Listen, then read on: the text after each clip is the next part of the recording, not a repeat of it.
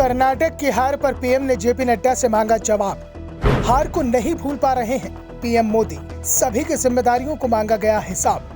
कर्नाटक की हार से बीजेपी का मिशन 2024 आया मुश्किल में। बीजेपी राज्य इकाई हाईकमान के सवालों का नहीं दे पा रही जवाब। कर्नाटक में बीजेपी की हार को लेकर हंगामा मचा हुआ है। हर कोई जिम्मेदारी से बचता दिख रहा है।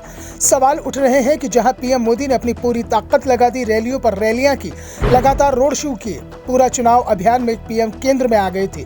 चुनाव प्रचार के 2 दिन कांग्रेस को भी इस बात का एहसास हो गया था कि उनकी रणनीति पटरी से उतर गई। जिन मुद्दों को लेकर वो चुनाव अभियान में गई थी वो सभी पीछे छूट रहे हैं। तो कांग्रेस अंतिम दिनों में राज्य सरकार के भ्रष्टाचार, 40% कमीशन और नंदनी ब्रांड पर लौट आई। पीएम पर निशाना साधने से अंतिम समय पर परहेज किया गया। दूसरी ओर पीएम मोदी ने कर्नाटक में जमकर प्रचार किया। पीएम की सभा और रोड शो में जमकर भीड़ भी उमड़ी और इस भीड़ ने तमाम चुनावी विशेषज्ञों को भी चिंता में डाल दिया था। पीएम मोदी भी कर्नाटक की हार को भूल नहीं पा रहे हैं। उन्होंने जेपी नड्डा से रिपोर्ट मांगी है। कहा है कि जिम्मेदारी तय होनी चाहिए। जिसने काम सही से नहीं किया है उसे भविष्य में जिम्मेदारी नहीं दी जानी चाहिए। छोटे से लेकर बड़े नेता तक सभी को एहसास होना चाहिए। व्यक्तिगत इच्छाओं की जगह पार्टी की इच्छा को महत्व दिया जाना चाहिए था। पीएम ने नड्डा से साफ कहा है कि कर्नाटक की हार को आसानी से नहीं भुलाया जा सकता है। जो चुनाव जीता जाना था वहां पार्टी को जबरदस्त मात मिली है और सबसे बड़ी बात, जिस कांग्रेस पार्टी को पूरे देश ने ठुकरा दिया उसे कर्नाटक ने संजीवनी दे दी है, जो 2024 के लिए पीएम मोदी को परेशान कर रही है। नड्डा ने भी पीएम मोदी से कहा है कि वो इसी सप्ताह कर्नाटक को लेकर पूरी रिपोर्ट उनके सामने रख देंगे। इस हार को सामूहिक विफलता की श्रेणी में नहीं माना जाना चाहिए, यानी इसके लिए सभी को दोषी नहीं ठहराया जाएगा, बल्कि हार की सभी वजहों और चूक के लिए जिम्मेदारी तय होगी। बीजेपी नेताओं ने दावा किया है कि चुनाव प्रबंधन में कई ऐसी कमियां बार-बार सामने आई जिसको लेकर पार्टी शीर्ष नेतृत्व ने सचेत किया था।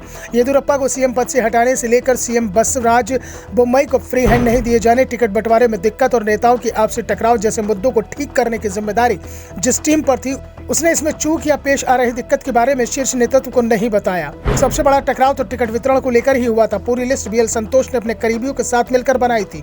दिल्ली में जब येदियुरप्पा ने पहली बार सूची देखी तो सीधा पार्टी अध्यक्ष से कह दिया, सरकार बनाना तो दूर, 40 सीटें भी नहीं जीत पाएंगे। अगर यही उम्मीदवार रखे जाते हैं तो पार्टी का ग्राफ कितना नीचे गिरेगा इसका अंदाजा अभी नहीं लगा पाएंगे। येदियुरप्पा अपनी आपत्ति जताकर वापस कर्नाटक लौट आए, क्योंकि बीएल संतोष जो सूची लाए थे उसमें अधिकांश सीटों पर एक ही नाम था जो उनकी पसंद का था।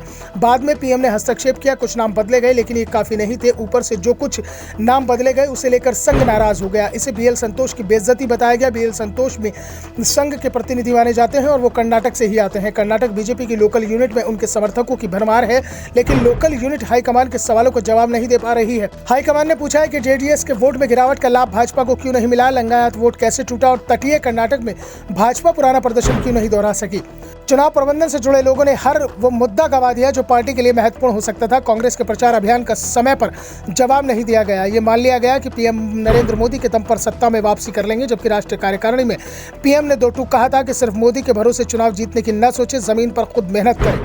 Bureau report, the Navdarpan news.